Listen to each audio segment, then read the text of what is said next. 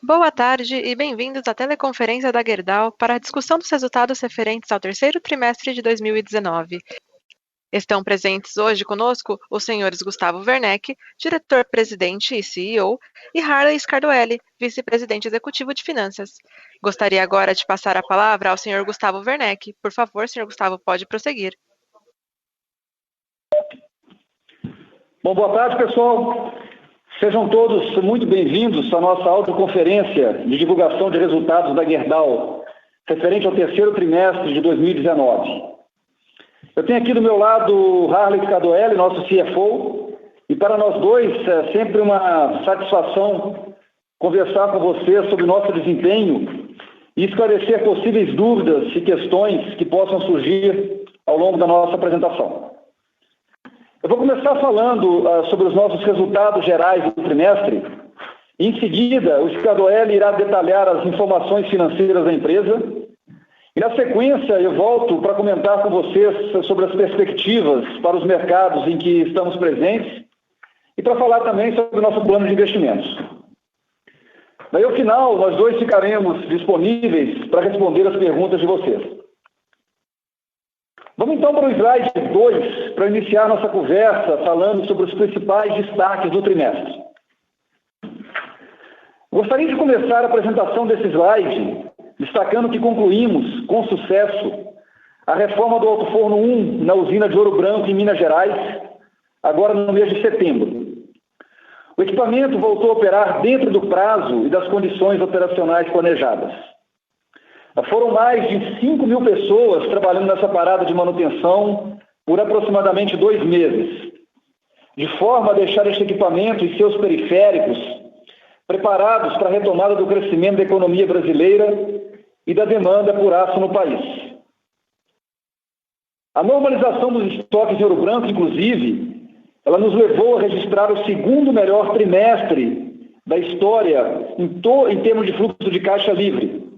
Fato que será detalhado pelo Scardoelli um pouco mais à frente. É importante ressaltar que, apesar dos impactos da reforma do Alto Forno e da redução do ritmo dos volumes exportados, em função de um comportamento mais fraco da indústria do aço mundial, começamos a ver sinais de recuperação no segmento da construção civil no Brasil no final do terceiro trimestre. Já notamos um gradual crescimento na entrada de pedidos e um aumento no número de contratações para obras, aliados a melhores condições de financiamento e a queda dos juros. Como esperado, o desempenho do segmento do varejo, ou seja, a autoconstrução e moradias para a faixa de menor renda, se manteve forte. Para vocês terem uma ideia, em agosto, lançamos uma nova plataforma online de vendas ao varejo da empresa Juntos Somos Mais, da qual somos sócios. Em menos de 60 dias, atingimos a marca de 10% das nossas vendas para o varejo por meio desse canal, o que mostra a oportunidade que temos de seguir consolidando a Gerdau como fornecedor preferencial para este importante setor da economia. Já no segmento de aços planos, seguimos executando nossa estratégia de desenvolvimento de produtos e clientes de chapas grossas, no qual somos referência nas Américas, com equipamentos e processos dentro do que há de mais moderno no mundo. Neste trimestre, tivemos importantes avanços com a consolidação da nossa participação no mercado de chapas grossas. Nossas vendas de produtos planos, entretanto, tiveram suas margens pressionadas no trimestre devido ao aumento dos custos de matérias-primas, principalmente carvão e minério de ferro. Embora a nossa produção própria de minério tenha ajudado a mitigar a forte escalada nos preços desse insumo. Por sua vez, vale destacar que as margens em aços longos mantiveram-se estáveis no período.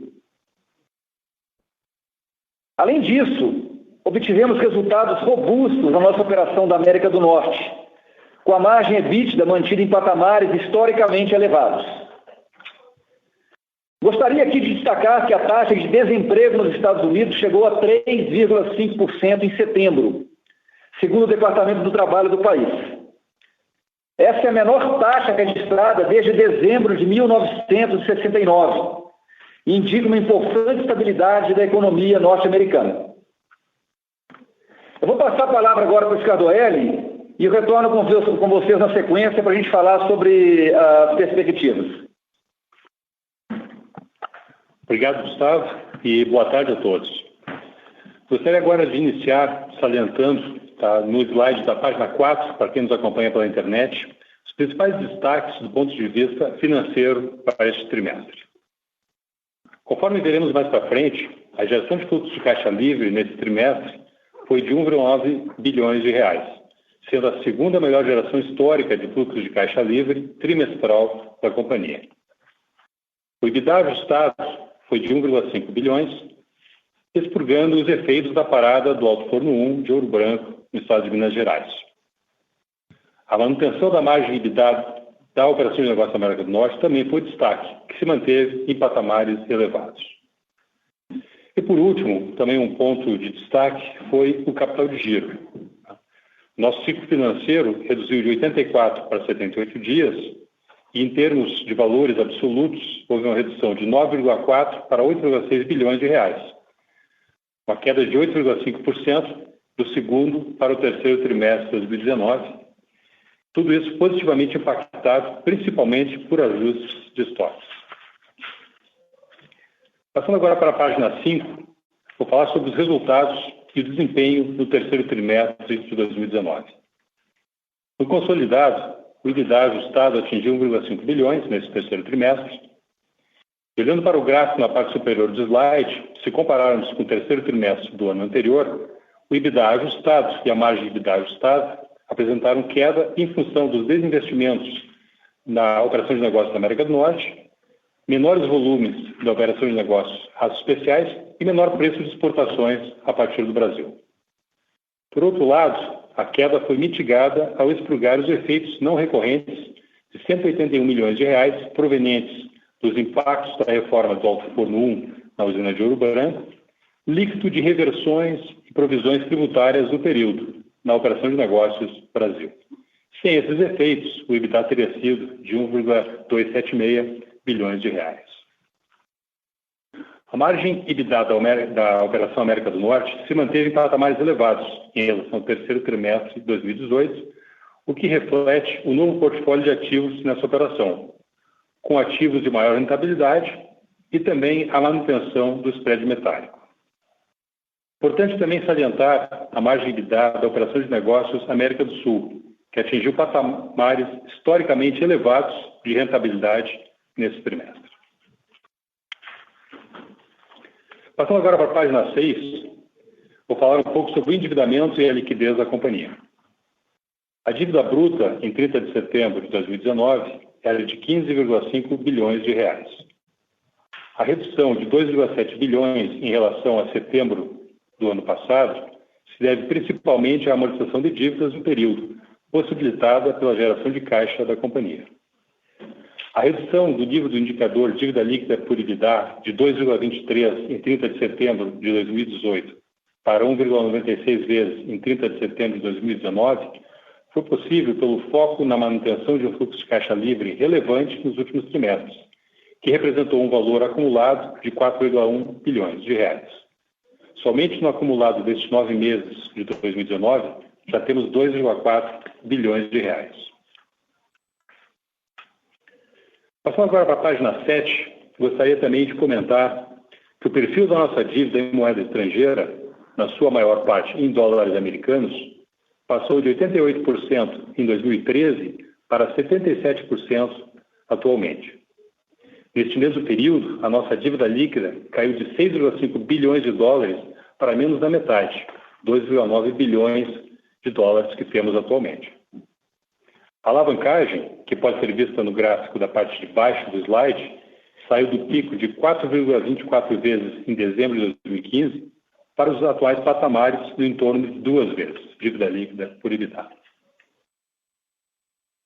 Passando agora para o próximo slide, slide 8, destacamos a forte geração de fluxo de caixa livre de 1,9 bilhões nesse terceiro trimestre de 2019, apresentando um aumento significativo quando comparado ao terceiro trimestre do ano passado e ao segundo trimestre deste mesmo ano de 2019, em função da liberação de capital de giro no período em todas as nossas operações de negócio e pela normalização dos níveis de estoques na usina de Ouro Branco após a reforma.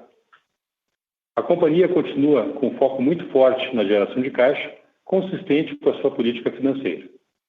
Importante observar que nos últimos 12 meses, a companhia teve geração de fluxo de caixa livre, conforme já mencionei, superior a 4 bilhões de reais, dos quais 629 milhões foram pagos como dividendos e parcela significativa utilizada para a redução de 2,6 bilhões de reais da dívida líquida. Passando agora para o slide 9, gostaria de concluir mostrando a vocês um gráfico que demonstra o que já mencionamos anteriormente, a forte geração de fluxo de caixa livre da Gerdau, neste caso expressa em percentual do EBITDA. Durante o período mostrado no gráfico, de 2013 até esses primeiros 9 meses de 2019, este percentual foi, em média, 44% do EBITDA. Antes de passar a palavra para o Gustavo, quero apenas mencionar que estamos trabalhando em colaboração com uma consultoria de RI para fazermos melhorias gerais no programa de relações com investidores e comunicação de mercado da Gerdau. Nos próximos trimestres faremos alterações e ajustes destinados a aprimorar nossas comunicações com os investidores. Também gostaria de reiterar a importância da participação de todos e pedir que compartilhem seus comentários conosco. Também aproveito para mencionar que a Gerdau foi indicada pelo Investor Relations Magazine Awards como um dos 4 melhores programas de RI do Brasil na categoria Large Cap. E faço aqui uma homenagem à nossa equipe de RI aqui presente. Passo agora a palavra para o Gustavo. Obrigado a todos pela atenção. Bom, valeu, Scadoelli.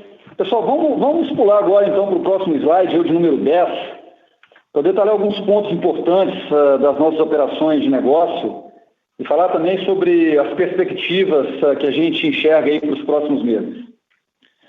Bom, continuamos vendo perspectivas otimistas para o Brasil e Estados Unidos, nossos 2 principais mercados de atuação.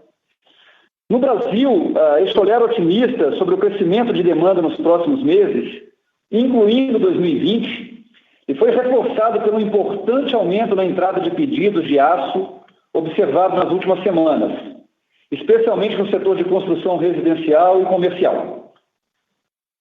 Segundo os números para 2020, divulgados pela World Steel Association no último dia 14 de outubro em Monterrey, no México, a demanda global por aço deve crescer em 1,7% sobre 2019 para 1 bilhão e 806 milhões de toneladas, impulsionada pelo desempenho das economias emergentes, apesar desse intenso cenário de tensões comerciais. No Brasil, observaremos os efeitos da sazonalidade típicos do último trimestre do ano, porém acreditamos neste momento em uma recuperação mais robusta de demanda por aço no mercado doméstico em 2020, acima da expectativa de crescimento do PIB, que deve ficar próximo de 2%, segundo estimativas do Banco Central.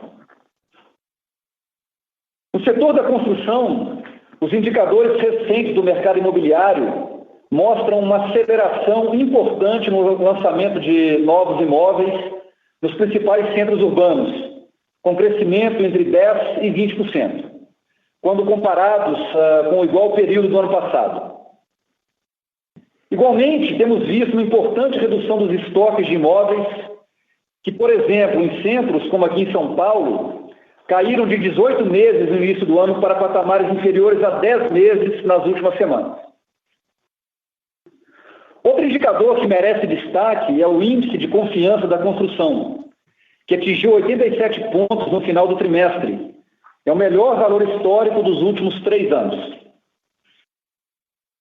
Já no setor industrial, apesar do cenário difícil que temos testemunhado ao longo do ano, uma vez que tivemos uma retração do PIB industrial de 1,9% em comparação com 2018, estamos vendo sinais de melhoria ao longo deste último trimestre nos setores automotivo, de bens de capital e principalmente na cadeia de abastecimento do setor de óleo e gás. As perspectivas para 2020 são positivas, com consolidação dessa tendência de recuperação gradual, no qual o setor de óleo e gás deve experimentar crescimento mais robusto, com o início da materialização dos investimentos oriundos dos leilões que estão sendo promovidos. Além disso, vimos com otimismo a aprovação da reforma da Previdência na última semana e seguimos acompanhando atentamente o progresso de outras reformas estruturais, como a tributária, a administrativa, além do pacote de privatizações e a proposição de soluções que resolvam os problemas de competitividade da indústria do aço brasileira. A correção de assimetrias competitivas, como, por exemplo, a carga tributária, precisa ser equalizada antes da abertura comercial do país. Além disso, o restabelecimento do programa Reintegra é essencial diante das desafiadoras condições de mercado externo no momento. A gente enxerga que não há sentido perdermos competitividade exportando impostos em um mercado global de aço extremamente volátil e competitivo. Além disso, a Gerdau também vê com otimismo os primeiros avanços do novo mercado de gás no Brasil e confirmou seu interesse em participar neste mercado. Por isso, habilitou-se a participar de leilões com o objetivo de entender e ajudar a desenvolver a nova dinâmica desse mercado. Em relação à nossa operação na América do Norte, a gente acredita que a baixa taxa de desemprego deve ser mantida em 2020 e que a economia nos Estados Unidos seguirá estável mesmo em ano de eleições presidenciais.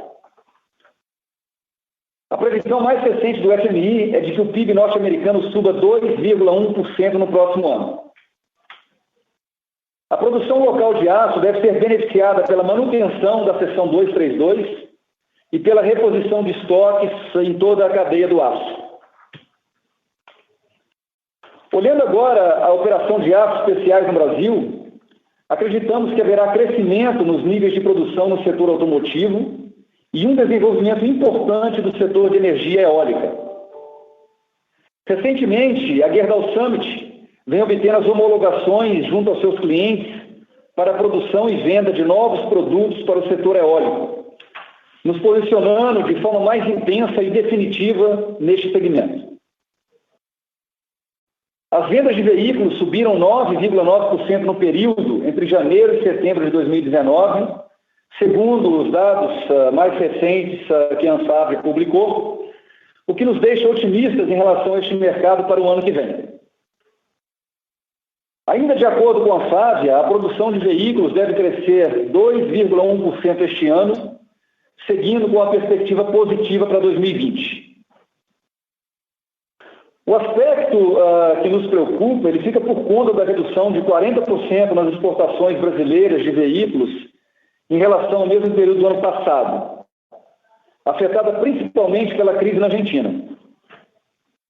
Essa redução ela afeta a cadeia automotiva brasileira, ficando então a expectativa de alguma recuperação para o próximo ano, dependendo das medidas que o novo governo argentino adotar.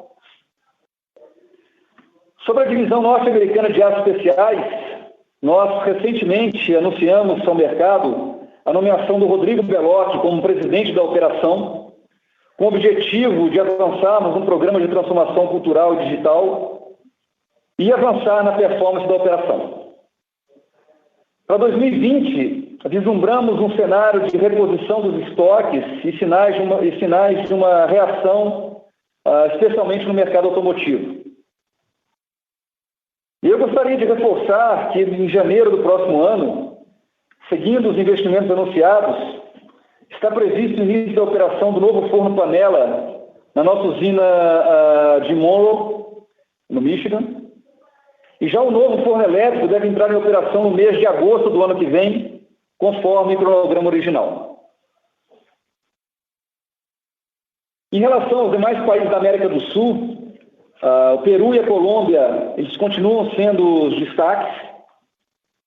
Na Argentina, por sua vez, a gente espera que o novo governo anuncie medidas de estímulo para a retomada de investimentos no país, com base em uma agenda pró-mercado e pró-indústria. Bom, vamos pular agora para o próximo slide, o de número 11, para a gente falar um pouco aí sobre investimentos, tá? Ao longo do terceiro trimestre de 2019, a Gerdau investiu 532 milhões de reais em ativo imobilizado, denominado CAPEX, sendo 201 milhões em manutenção geral, 169 milhões de reais em manutenção na usina de Ouro Branco e 162 milhões de reais em expansão e atualização tecnológica. Considerando os 9 primeiros meses do ano, nós destinamos 1 bilhão e 300 milhões de reais para as operações da Gerdau globalmente, principalmente dedicados à manutenção das nossas unidades. Conforme dissemos na divulgação de resultados do segundo trimestre de 2019, nós estamos mantendo o nosso programa de investimentos para o período de 3 anos, entre 2019 e 2021, estimado em 7 bilhões e 100 milhões de reais. Porém, decidimos redistribuir este valor, reduzindo os desembolsos em 2019. Neste ano, nós investiremos 1 bilhão e 800 milhões de reais, valor que deverá subir para 2 bilhões e 600 milhões de reais em 2020 e também em 2021. Para concluir, e me movendo para o próximo slide, eu gostaria de dizer que agora fazemos parte da maior iniciativa de sustentabilidade do mundo, o Pacto Global da ONU. Em agosto, a Gerdau tornou-se signatária do pacto, firmando seu compromisso de ser uma empresa com ações dedicadas à responsabilidade social e alinhada com os 17 Objetivos de Desenvolvimento Sustentável, os ODS. Este é mais um passo na construção do futuro que queremos deixar de legado para as nossas pessoas. Recentemente, também fomos eleitos a melhor empresa do Brasil na categoria Mineração e Siderurgia do Prêmio Ética Negócios 360 Graus, em parceria com a Fundação Dom Cabral. O prêmio reconhece todo o esforço que temos feito nos últimos anos para promover uma profunda transformação cultural, modernizando a empresa e nos preparando para os próximos 100 anos. Por isso, meu muito obrigado aos colaboradores, clientes e parceiros que têm nos acompanhado nessa trajetória. Queria dizer que, como sempre, foi um prazer conversar com vocês, né? Meu nome e em nome do Ricardo Hélio.